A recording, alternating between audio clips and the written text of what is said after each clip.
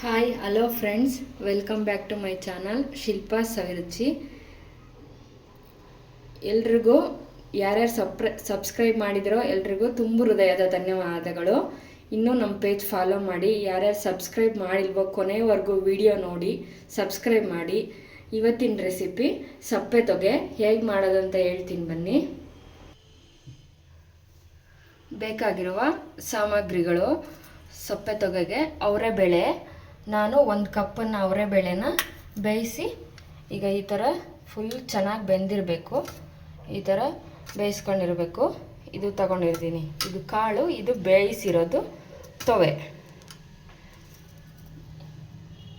4 ರಿಂದ 5 ದಪ್ಪ ಬೆಳ್ಳುಳ್ಳಿ. ಒಗ್ಗರಣೆಗೆ 1 ಕಡ್ಡಿ ಕರಿಬೇವು, 2 ಈರುಳ್ಳಿ, ಸ್ವಲ್ಪ ದಪ್ಪನೇ ಹಚ್ಚಿದ್ರೆ ಚೆನ್ನಾಗಿರುತ್ತೆ ಇದಕ್ಕೆ ಈರುಳ್ಳಿನ.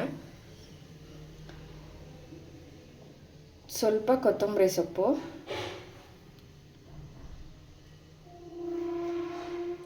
ಒಗ್ಗರಣೆಗೆ ಜೀರಿಗೆ ಮತ್ತು ಸಾಸಿವೆ, ರುಚಿಗೆ ತಕ್ಕಷ್ಟು ಕಲ್ಲುಪ್ಪು ಹಾಕ್ತಾ ಇದ್ದೀನಿ ನಾನು. ಇದು ಜೀರಿಗೆ ಮೆಣಸಿನ ಪುಡಿ, ಕುಟ್ಟಿ ಪುಡಿ ಮಾಡಿರೋ ಅಂಥದ್ದು ಪುಡಿ. ನೀವು ಬೇಕಾದರೆ ಹುರಿದ್ಬಿಟ್ಟು, ಇಲ್ಲಾಂದರೆ ಹಾಗೇನಾದರೂ ಮಿಕ್ಸರ್ಗೆ ಹಾಕ್ಕೊಂಡು ಪೌಡ್ರ್ ಮಾಡ್ಕೋಬೋದು. ಖಾರಕ್ಕೆ ಅನುಗುಣವಾಗಿ ಹಸಿಮೆಣ್ಸಿನ್ಕಾಯಿ ತಗೊಂಡಿದ್ದೀನಿ 4. ಇದು ಒಗ್ಗರಣೆಗೆ ಹಿಂಗು.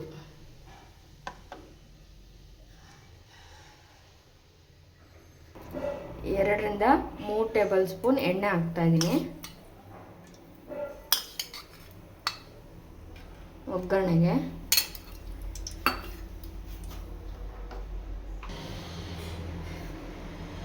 ಇವಾಗ ಸಾಸಿವೆ ಮತ್ತು ಜೀರಿಗೆ ಹಾಕ್ತಾಯಿದ್ದೀನಿ. ಎಣ್ಣೆ ಕಾದಿದೆ.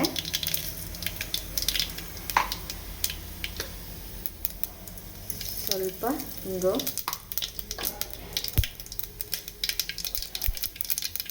ಕರಿಬೇವು, ಕಟ್ ಮಾಡಿರೋಂಥ ಉದ್ದುದ್ದಕ್ಕೆ ಕಟ್ ಮಾಡಿರೋಂಥ ಹಸಿಮೆಣ್ಸಿನ್ಕಾಯಿ ಹಾಕ್ತೀನಿ.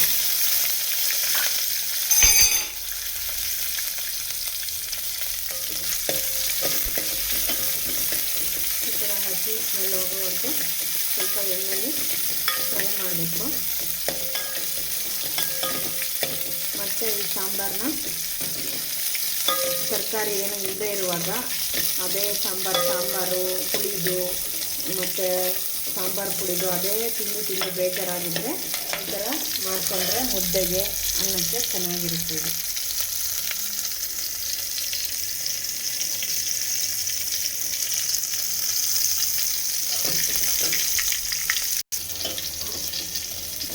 ಇವಾಗ ಈರುಳ್ಳಿ ಹಾಕ್ತಾಯಿದ್ದೀನಿ, ಹೆಚ್ಚಿರೋ ಈರುಳ್ಳಿ.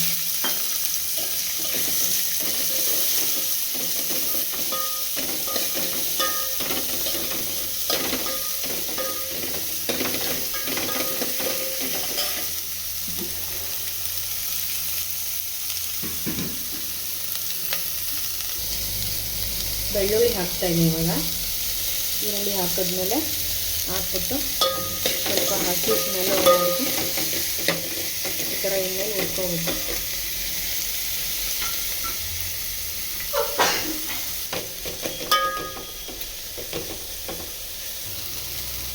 ಇವಾಗ ಇದಕ್ಕೆ ಅವರೆಬೇಳೆ ಬೆಂದಿರುತ್ತಲ್ಲ ಅದನ್ನು ಹಾಕ್ತಾಯಿದ್ದೀನಿ ಇದಕ್ಕೆ.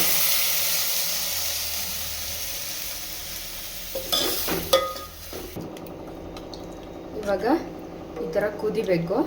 1-2 ನಿಮಿಷ ಕುದ್ದ ಮೇಲೆ ಜೀರಿಗೆ ಮತ್ತು ಕರಿಮೆಣಸಿನ ಪುಡಿನ ಹಾಕಬೇಕು. 2 ನಿಮಿಷ ಕುದ್ಮೇಲೆ ಹಾಕಬೇಕು.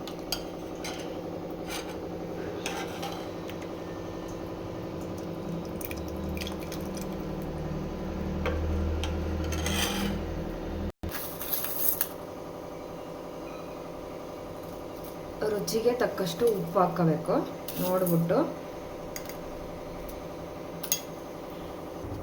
ಈ ಸಪ್ಪೆ ತೊಗೆ ಸಾಂಬಾರಿಗೆ ಮುದ್ದೆ ಮಾಡ್ತಾಯಿದ್ದೀನಿ. ರಾಗಿ ಮುದ್ದೆ ಚೆನ್ನಾಗಿರುತ್ತೆ ಅದಕ್ಕೆ ರಾಗಿ ಮುದ್ದೆನೇ ಮಾಡ್ತಾಯಿದ್ದೀನಿ. ಈ ಲೋಟದಲ್ಲಿ 2 ಕಪ್ಪು ನೀರು ಹಾಕಬೇಕು. ಚಿಕ್ಕ ಮುದ್ದೆಗೆ 2 ಕಪ್ ನೀರು ಹಾಕ್ಬಿಟ್ಟು ಸ್ವಲ್ಪ ಉಪ್ಪು ಸೇರಿಸ್ಬಿಟ್ಟು ಮುದ್ದೆ ಗಂಟು ಬೀಳದೇ ಇರಲಿ ಅಂತ ಸ್ವಲ್ಪ ಎಣ್ಣೆ ಹಾಕ್ತಾಯಿದ್ದೀನಿ.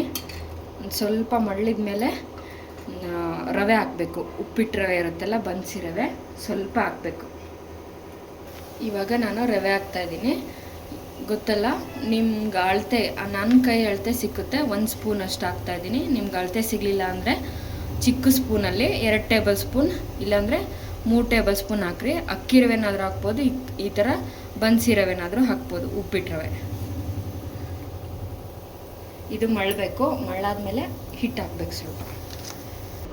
ಲಾಸ್ಟಲ್ಲಿ ಇವಾಗ ಹಿಂಗೆ ಕುದೀತಾ ಇದೆಲ್ಲ, ಇವಾಗ ಜೀರಿಗೆ ಮತ್ತು ಮೆಣಸಿನ ಪುಡಿ ಹಾಕಬೇಕು. ಹಾಕ್ಬಿಟ್ಟು 1-2 ನಿಮಿಷ ಕುದಿಸ್ಬೇಕು. ಇದು ಫ್ಲೇವರ್ ಚೆನ್ನಾಗಿರುತ್ತೆ ಲಾಸ್ಟಲ್ಲಿ ಹಾಕಿದ್ರೆ, ಜೀರಿಗೆ ಮೆಣಸಿನ ಘಮ ಇರುತ್ತೆ. ಮತ್ತು ಈ ಸಾಂಬಾರು ನಮ್ಮಮ್ಮ ಮತ್ತು ಅಜ್ಜಿ ಅವ್ರ ಕಡೆಯಿಂದ ಕಲ್ತಿರೋ ರೆಸಿಪಿ.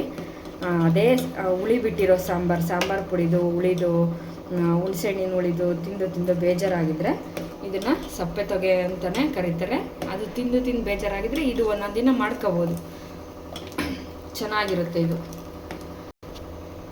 ಇದಕ್ಕೆ ಯಾವುದೇ ಸಾಂಬಾರು ಪುಡಿ ಹಾಕದೇ ಇರೋದ್ರಿಂದ ಇದಕ್ಕೆ ಸಪ್ಪೆ ತೊಗೆ ಅಂತಲೇ ಕರೀತಾರೆ.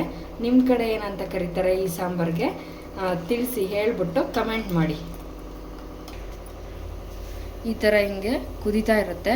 ಸ್ವಲ್ಪ ಸಿಮ್ಮಲ್ಲಿ ಇಟ್ಕೊಂಬಿಟ್ಟು ಇದಕ್ಕೆ ಈ ಸ್ಪೂನಲ್ಲಿ 2 ಸ್ಪೂನ್ 2-1/4 ಸ್ಪೂನ್ ಹಾಕ್ತಾಯಿದ್ದೀನಿ ಹಿಟ್ಟು. ನಾನು ರಾಗಿ ಹಿಟ್ಟು 2-2.25 ಸ್ಪೂನ್ ಅಳತೆಗೆ ನೋಡಿಬಿಟ್ಟು ಹಾಕ್ಕೋಬೇಕು.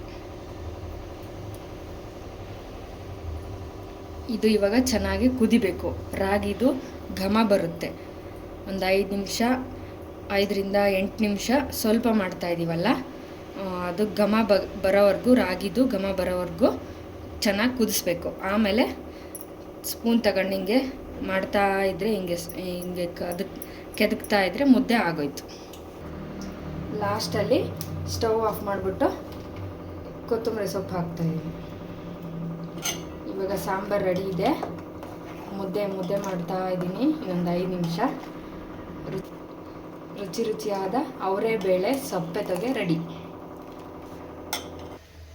ಈ ಥರ ಹಿಂಗೆ ಬಬಲ್ಸ್ ಬರ್ತಾ ಇರಬೇಕು. ಚೆನ್ನಾಗಿ ಕುದೀತಾ ಇದೆ. ಇನ್ನೊಂದು 2 ನಿಮಿಷ ಕುದಿಸ್ಬೇಕು ಇದೇ ಥರನೇ. ನೋಡಿ, ಈ ಥರ ಹಿಂಗೆ ಗುಳ್ಳೆ ಬರ್ತಾ ಇರಬೇಕು. ಇವಾಗ ಬೆಂದಿದೆ, ಚೆನ್ನಾಗಿ ಬೆಂದಿದೆ. ಇವಾಗ ರಾಗಿ ಹಿಟ್ಟಿನ ಸ್ಮೆಲ್ ಬರ್ತಾ ಇದೆ. ಇವಾಗ ಇದನ್ನು ಕೂಡ್ಸೋಣ. ಎಲ್ಲ ಹಿಟ್ಟು ಒಂದು ಕಡೆ ಇದೆಯಲ್ಲ, ಅದನ್ನು ಹಿಂಗೆ ಕೆದಕ್ತಾ ಇರೋಣ. ಅದು ಇದಾಗೋವರೆಗೂ ಹಾಗೆ ಕೆದಕಬೇಕು.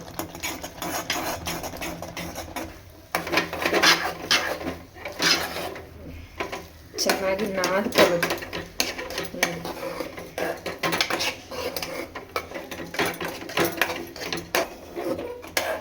ಚೆನ್ನಾಗಿ ಈ ಥರ ನಾದ್ಕೋಬೇಕು. ಎಲ್ಲ ಒಂದು ಕಡೆ ಆಗೋ ಥರ ಹಿಟ್ಟಿಟ್ಟು, ಹಸಿ ಹಿಟ್ಟು ವೈಟ್ ಕಲರ್ ಇರಬಾರ್ದು. ಚೆನ್ನಾಗಿ ನಾದ್ಕೋಬೇಕು. ನಾನು ಸ್ವಲ್ಪ ಮುದ್ದೆ ಮಾಡಿರೋದ್ರಿಂದ ಸ್ಪೂನಲ್ಲೇ ಮಾಡ್ತಾಯಿದ್ದೀನಿ. ಕೆಲವೊಬ್ರ ಮನೇಲಿ ಮುದ್ದೆ ಕೋಲಿರುತ್ತೆ, ಅದಕ್ಕಂತಾನೆ. ನಾನು ಇಬ್ಬರಿಗಷ್ಟೇ ಚಿಕ್ಕದು 2 ಮುದ್ದೆ ಮಾಡ್ತಾಯಿದ್ದೀನಿ, ಅದಕ್ಕೆ ಸ್ಪೂನ್ ತಗೊಂಡಿದ್ದೀನಿ ಅಷ್ಟೇ.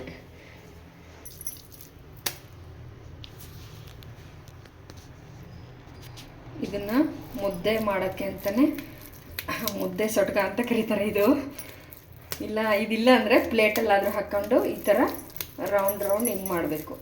ಬಿಸಿ ಇರುತ್ತೆ, ತಣ್ಣೀರಲ್ಲಿ ಎತ್ಕೊಂಡು ಮಾಡಬೇಕು ಹಿಂಗೆ. ಆವಾಗ ಗುಂಡಕ್ಕೆ ಮುದ್ದೆ ರೆಡಿ. ರಾಗಿ ಬಾಲ್ ರೆಡಿ. ಉಪ್ಪಿನಕಾಯಿ ಹಾಕ್ತಾಯಿದ್ದೀನಿ. ಇದು ಆಮಟೆಕಾಯಿ ಉಪ್ಪಿನಕಾಯಿ, ಮತ್ತು ನೆಂಚ್ಕೊಳ್ಳೋಕ್ಕೆ 2 ಈರುಳ್ಳಿ,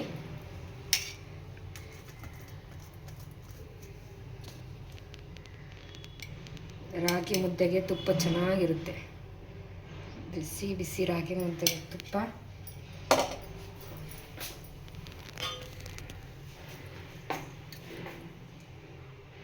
ಮತ್ತು ಸಪ್ಪೆ ತೊಗೆ,